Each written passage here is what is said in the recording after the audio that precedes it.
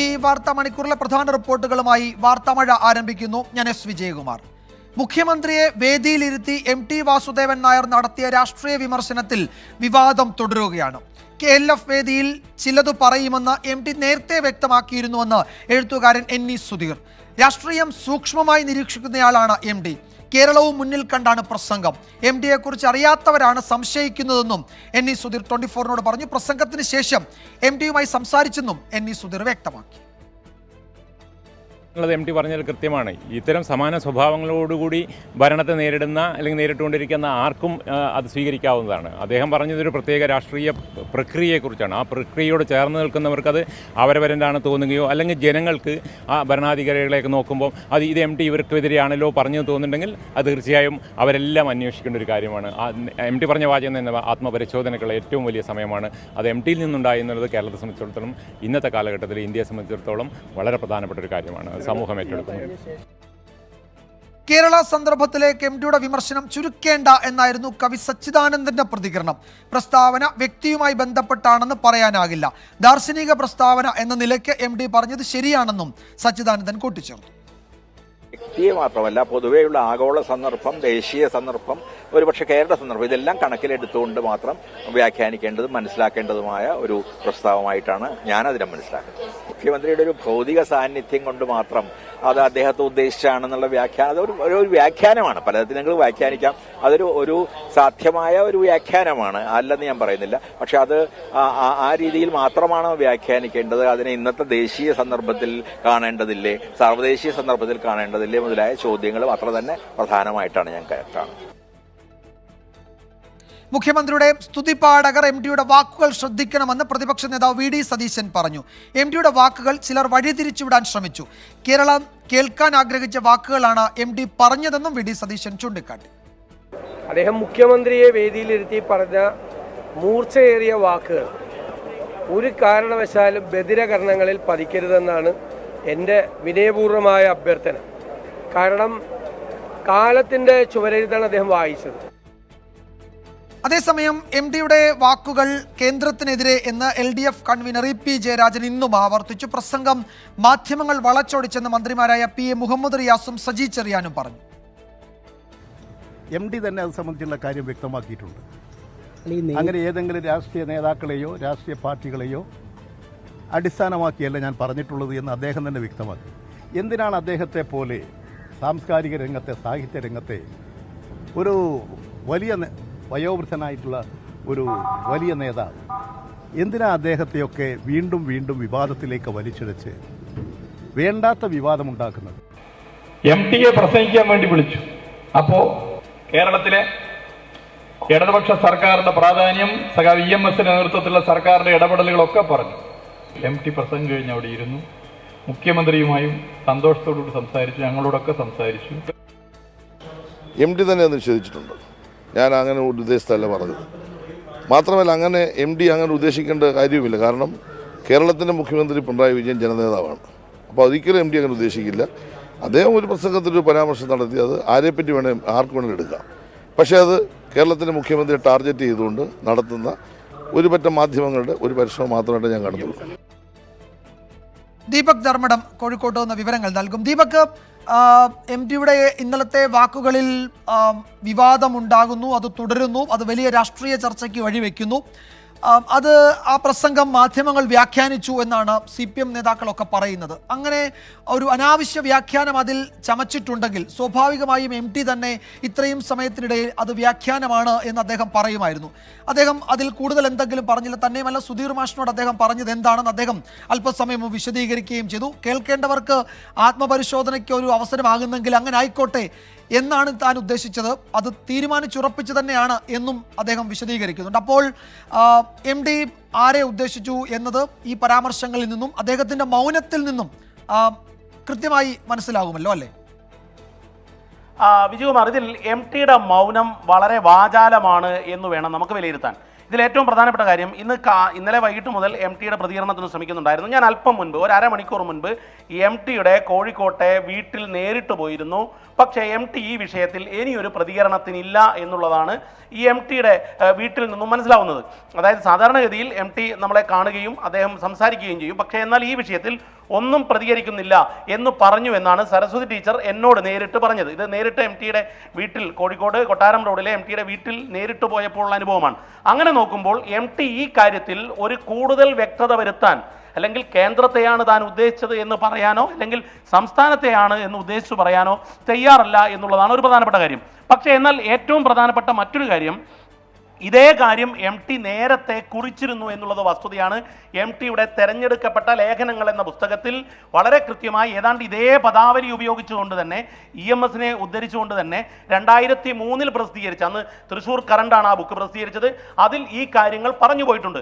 പക്ഷേ ഒരു കാര്യം, ഈ നേരത്തെ വിജയകുമാർ പറഞ്ഞതുപോലെ ഈ സുധീർ മാഷ് വളരെ കൃത്യമായി MTയോട് സംസാരിച്ചു, MT ഉദ്ദേശിച്ചത് കേരളത്തെ രാഷ്ട്രീയത്തെയാണ് എന്ന് പറഞ്ഞ പശ്ചാത്തലത്തിൽ, അതായത് അദ്ദേഹം ആദ്യം ഫേസ്ബുക്ക് കുറിപ്പിടുന്നു, അതിനുശേഷം പിന്നീട് മാധ്യമങ്ങളോട് പ്രതികരിക്കുന്നു.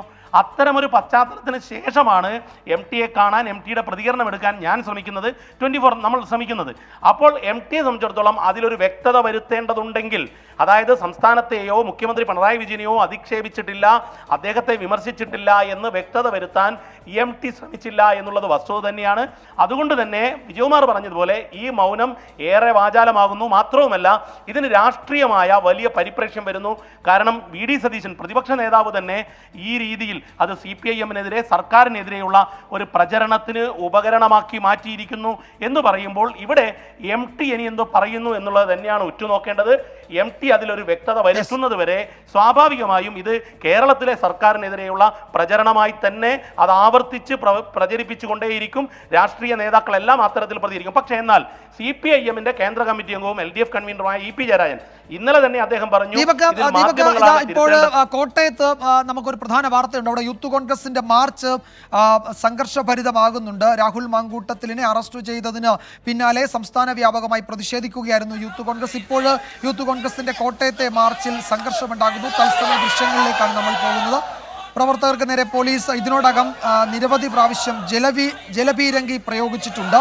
എന്നിട്ടും പ്രവർത്തകർ പിരിഞ്ഞു പോകാൻ കൂട്ടാക്കുന്നില്ല. ബാരിക്കേഡ് ഭേദിച്ച് മുന്നോട്ട് നീങ്ങാൻ ശ്രമിക്കുകയാണ്. തത്സമയ ദൃശ്യങ്ങളാണ് നമ്മൾ കോട്ടയത്തു നിന്ന് കാണുന്നത്.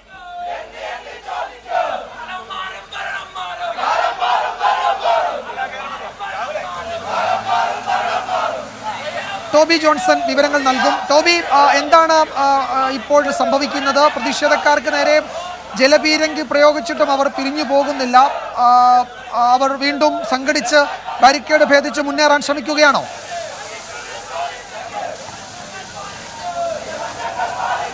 തീർച്ചയായിട്ടും ഒരു തവണ ഇപ്പോൾ ജലപീരങ്കി പ്രയോഗിച്ചു കഴിഞ്ഞിരിക്കുന്നു. കൂട്ടം കൂടി ഈ ബാരിക്കേഡിന് അടുത്തേക്ക് വരുന്ന കാഴ്ചയാണ് നമുക്ക് കാണാൻ സാധിക്കുന്നത്. ഏറ്റവും പ്രധാനപ്പെട്ട ഒരു കാര്യം, കണ്ണൂരിൽ വനിതാ പ്രവർത്തകയ്ക്കെതിരെ അക്രമം നടത്തി അവരുടെ മുടിക്കുത്തിന് പിടിച്ചതടക്കമുള്ള വിഷയങ്ങൾ കൂടി ബാരിക്കേഡ് മുന്നേക്ക് പോകാൻ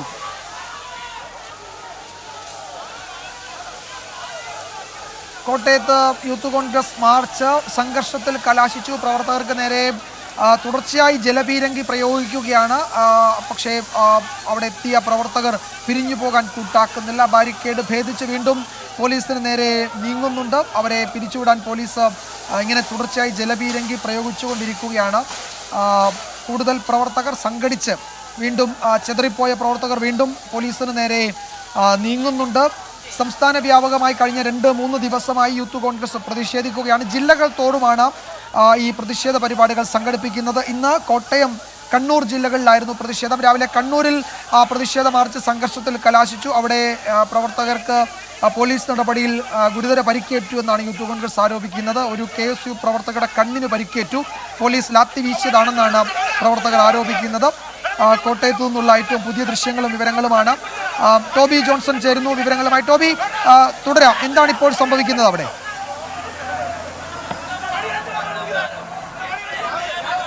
ഇപ്പോൾ വീണ്ടും പോലീസ് ജലപീരങ്കി ഒരു തവണ കൂടി പ്രയോഗിച്ചിരിക്കുന്നു. രണ്ടാമത്തെ തവണയാണ് പോലീസ് ജലപീരങ്കി പ്രയോഗിച്ചിരിക്കുന്നത്. ഏതായാലും പ്രവർത്തകരും പോലീസും തമ്മിൽ വലിയ രീതിയിലുള്ള വാക്കേറ്റമുണ്ടായി.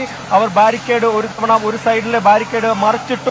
അപ്പോഴാണ് പോലീസ് ജലപീരങ്കി പ്രയോഗിച്ചത്. ഇപ്പോൾ വീണ്ടും ജലപീരങ്കി പ്രയോഗിക്കുകയാണ്. കൂടുതൽ പ്രവർത്തകർ ഇവിടേക്ക് വരുന്ന കാഴ്ച നമുക്ക് കാണാൻ സാധിക്കുന്നുണ്ട്. അതായത് ശക്തമായിട്ടുള്ള പ്രതിഷേധം തന്നെയാണ് യൂത്ത് കോൺഗ്രസിന്റെ ഭാഗത്തു നിന്നും ഉണ്ടാകുന്നത്. അത് ഒന്ന് രാഹുൽ മാങ്കൂട്ടത്തിന്റെ അറസ്റ്റുമായി ബന്ധപ്പെട്ടാണെങ്കിൽ, രണ്ടാമത് ഇപ്പോൾ അവർ പുതിയൊരു വിഷയം കൂടി, അതായത് കണ്ണൂരിലുണ്ടായ പോലീസ് പ്രവർത്തകർക്ക് നേരെ ലാത്തി വീശി അടക്കമുള്ള കാര്യങ്ങളിൽ കൂടി പ്രതിഷേധിച്ചാണ് കൂടുതൽ യൂത്ത് കോൺഗ്രസ് പ്രവർത്തകർ ഇവിടേക്ക് എത്തി. ഇപ്പോൾ പോയിരിക്കുന്നു. കോട്ടയം കളക്ടറേറ്റിന് മുന്നിലുള്ള KK റോഡിലാണ് ഈ സമരങ്ങൾ നടക്കുന്നത്. പോലീസിന്റെ വാഹനത്തിന് നേരെ പ്രവർത്തകർ കൊടിയും അതുപോലെ തന്നെ കല്ലും വലിച്ചെറിഞ്ഞു. തുടർന്നാണ് ഈ ജലപീരങ്കി പ്രയോഗിക്കുന്ന ഒരു നടപടിയിലേക്ക് പോലീസ് ഇപ്പോൾ കടന്നിരിക്കുന്നത്. എന്തായാലും പ്രവർത്തകർ പിരിഞ്ഞു പോകാൻ തയ്യാറായിട്ടില്ല. അവർ കൂട്ടത്തോടെ ഇവിടെ തന്നെ നിൽക്കുന്ന ഈ ബാരിക്കേഡിന് മുന്നിൽ തന്നെ നിൽക്കുന്ന കാഴ്ചയാണ്. ഈ ബാരിക്കേഡ് മറിച്ചിട്ട് SP ഓഫീസിലേക്ക് പോകാനുള്ള ഒരു സാധ്യത പോലും നിലനിൽക്കുന്നുണ്ട്. അതുകൊണ്ട് തന്നെ പോലീസ് തമ്പടിച്ചിരിക്കുന്നു. ശക്തമായി പ്രയോഗിച്ച് പ്രവർത്തകരെ പിന്നിലേക്ക് മാറ്റാനുള്ള ഒരു നീക്കമാണ് പോലീസിന്റെ ഭാഗത്തു നിന്നും ഉണ്ടായിക്കൊണ്ടിരിക്കുന്നത്. എന്തായാലും കോട്ടയം ശക്തമായിട്ടുള്ള പ്രതിഷേധം തന്നെയാണ് നടക്കുന്നതെന്ന് വേണം നമുക്കിപ്പോൾ പറയാൻ. കോട്ടയത്ത് യൂത്ത് കോൺഗ്രസിന്റെ SP ഓഫീസ് മാർച്ചിൽ സംഘർഷം തുടർച്ചയായി പോലീസ് ജലപീരങ്കി പ്രയോഗിക്കുകയാണ്. നിരവധി പ്രവർത്തകർക്ക് അവിടെ ജലപീരങ്കി പ്രയോഗത്തിനിടയിൽ തന്നെ പരിക്കേൽക്കുന്നുണ്ട്. ഇങ്ങനെ ജലപീരങ്കി തുടർച്ചയായി പ്രവർത്തിപ്പിക്കുന്നതിനെതിരെ അവിടെ പ്രവർത്തകർ വലിയ പ്രതിഷേധം അറിയിക്കുന്നുണ്ട്. മുതിർന്ന നേതാക്കളടക്കം അവിടെ എത്താൻ സാധ്യതയുണ്ട് എന്നാണ് മനസ്സിലാക്കുന്നത്. പോലീസിന്റെ ബാരിക്കേഡ് മറിച്ചിട്ട് പ്രവർത്തകർ പോലീസിന് നേരെ നീങ്ങുകയും ചെയ്യുന്നുണ്ട്. കൂടുതൽ പ്രവർത്തകർ അവിടേക്ക് എത്തുന്നുണ്ട്. ഇത്രയും തവണ ജലപീരങ്കി പ്രയോഗിച്ചിട്ടും പ്രവർത്തകർ പിരിഞ്ഞു പോകാൻ കൂട്ടാക്കുന്നില്ല. ബാരിക്കേഡ് അവിടെ നിവർത്തി വയ്ക്കാൻ പോലീസ് ശ്രമിക്കുന്നു. പ്രവർത്തകരത് ഭേദിച്ച് മുന്നേറാൻ ശ്രമിക്കുന്നു. അങ്ങനെ സംഘർഷഭരിതമാണ് അവിടുത്തെ സാഹചര്യം. അനുനയത്തിനും പോലീസ് ശ്രമിക്കുന്നുണ്ട്. പ്രവർത്തകരെ പിരിച്ചുവിടാൻ, സമാധാനപരമായി പിരിച്ചുവിടാനും പോലീസ് ശ്രമിക്കുന്നുണ്ട്. ഇപ്പോൾ ഇതാ ചില മുതിർന്ന പ്രവർത്തകരൊക്കെ അവിടെ ഉണ്ടായിരുന്ന മറ്റു KSU യൂത്ത് കോൺഗ്രസ് പ്രവർത്തകരെ കൂടുതൽ അക്രമത്തിലേക്ക് പോകാതെ ആ സമരം അവസാനിപ്പിക്കാൻ ശ്രമിക്കുന്നുണ്ട്.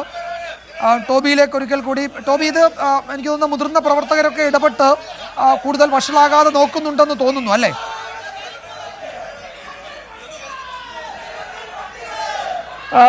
തീർച്ചയായിട്ടും ഇപ്പോൾ മുതിർന്ന കുറച്ച് പ്രവർത്തകർ ഇവിടെ എത്തിയിട്ടുണ്ട്. അവർ ഇവിടെ തന്നെ നിൽക്കുകയാണ്. എന്തായാലും പിരിഞ്ഞു പോകാൻ തയ്യാറായിട്ടില്ല. 2 തവണ ജലപീരങ്കി പ്രയോഗിച്ചു. ഈ 2 തവണയും ജലപീരങ്കി പ്രയോഗിച്ച ആ വാഹനത്തിലുള്ള പോലീസ് ഉദ്യോഗസ്ഥർക്ക് എതിരെയുള്ള ഒരു പ്രതിഷേധമെന്ന നിലയിൽ അവർ ശക്തമായി വീണ്ടും മുന്നോട്ട് വന്നത്. എന്തായാലും അതിശക്തമായിട്ടുള്ള പ്രതിഷേധത്തിലേക്ക് തന്നെ കോട്ടയത്ത് യൂത്ത് കോൺഗ്രസ് പ്രവർത്തകർ പോകുന്നു. ഇപ്പോൾ റോഡിൽ കുത്തിയിരുന്ന് പ്രതിഷേധിക്കുന്ന കാഴ്ചയാണ്, ദൃശ്യങ്ങളാണ് നമുക്ക് കാണാൻ സാധിക്കുന്നത്. 2 തവണ ഈ ബാരിക്കേഡ് മറിച്ചിടാനുള്ള ശ്രമം നടത്തി. അപ്പോഴാണ് ജലപീരങ്കി പ്രയോഗിച്ചത്. ജലപീരങ്കി പ്രയോഗിച്ചതിനെതിരെയുള്ള ഒരു പ്രതിഷേധം കൂടി ഇവരുടെ ഭാഗത്തു നിന്നുമുണ്ട്. ഒപ്പം തന്നെ പോലീസിന് നേരെ കല്ലും അതുപോലെ തന്നെ ഈ കൊടിയും വലിച്ചെറിയുന്ന ഒരു കാഴ്ച കൂടി നമുക്ക് കാണാൻ സാധിച്ചു. നിരവധി ഏതാനും പ്രവർത്തകർക്ക് പരിക്കേറ്റിട്ടുണ്ട് എന്ന് നമുക്ക് ദൃശ്യങ്ങളിൽ കാണാൻ സാധിക്കുന്നുണ്ട്. ശക്തമായിട്ടുള്ള ഒരു പ്രതിഷേധത്തിലേക്ക് പോകുന്നു. അവർ ഇവിടെ കുത്തിയിരുന്ന് പ്രതിഷേധിക്കുകയാണ്. ഇപ്പോൾ KK റോഡ് ഉപരോധിച്ചുകൊണ്ട് അവിടെ കുത്തിയിരുന്ന് പ്രതിഷേധിക്കുകയാണ്. ബാരിക്കേഡുകൾ പൂർണ്ണമായും മറിച്ചിട്ടു. ഒപ്പം തന്നെ പോലീസുമായി വാക്കേറ്റമുണ്ടാകുന്ന ഒരു കാഴ്ച കൂടി നമുക്ക് കാണാൻ സാധിച്ചു. അതിനുശേഷമാണ് ഇപ്പോൾ പ്രവർത്തകർ നടു റോട്ടിൽ കുത്തിയിരുന്ന് പ്രതിഷേധിക്കുന്നത്. ജലപീരങ്കി 2 തവണ പ്രയോഗിച്ചു. എന്നാൽ പ്രവർത്തകരെ ഇനി ഒരുപക്ഷെ അടുത്ത നടപടി എന്ന് പറയുന്നത് അറസ്റ്റ് ചെയ്ത് നീക്കാനുള്ള ഒരു നടപടിയിലേക്ക് ഒരുപക്ഷെ പോലീസ് പോയേക്കാനുള്ള ഒരു സാധ്യത കൂടി നിലനിൽക്കുന്നുണ്ട്. അങ്ങനെയാണെങ്കിൽ കൂടുതൽ ഒരു സംഘർഷത്തിലേക്ക് അത് കാര്യങ്ങൾ പോകാനുള്ള ശരി, നമുക്ക് ടോബി അല്പസമയത്തിനകം അവിടുത്തെ ദൃശ്യങ്ങളിലേക്കൊക്കെ മടങ്ങി വരാം. എന്തായാലും പ്രതിഷേധം ഇപ്പോൾ സമാധാനപരമാണ്. സംഘർഷഭരിതമായ സമയത്തിന് ശേഷം പ്രവർത്തകർ ഇപ്പോൾ റോഡിൽ കുത്തിയിരുന്ന് പ്രതിഷേധിക്കുകയാണ്, റോഡ് ഉപരോധിക്കുകയാണ്. അവരെ അറസ്റ്റ് ചെയ്ത് നീക്കം വൈകാതെ. ടോബി ജോൺസനാണ് വിവരങ്ങൾ നൽകിയത്. ഒരു ചെറിയ ഇടവേളയ്ക്ക് ശേഷം മറ്റു വാർത്തകളിലേക്ക് മടങ്ങി വരാം. വാർത്താമഴ തുടരുന്നു. ചരിത്ര പ്രസിദ്ധമായ എരുമേലി പേട്ടതുള്ളൽ ആരംഭിച്ചു. അയ്യപ്പന്റെ മാതൃസ്ഥാനീയരായ അമ്പലപ്പുഴ സംഘമാണ് ആദ്യം പേട്ടതുള്ളുന്നത്. ഉച്ചയ്ക്ക് ശേഷമാണ് ആലങ്ങാട് സംഘത്തിന്റെ പേട്ടതുള്ളൽ. എരുമേലിയിൽ നിന്ന് MG പ്രതീഷ് വിവരങ്ങൾ നൽകും. പ്രതീഷ്, ഭക്തിസാന്ദ്രമായ അന്തരീക്ഷം, മതമൈത്രിയുടെ, മതസൗഹാർദ്ദത്തിന്റെ ഒക്കെ വലിയ സന്ദേശം പേട്ടതുള്ളലിന് മുന്നോട്ട് വയ്ക്കാനുണ്ട്. എന്തൊക്കെയാണ് അവിടുത്തെ കാഴ്ചകൾ, മറ്റു വിവരങ്ങൾ?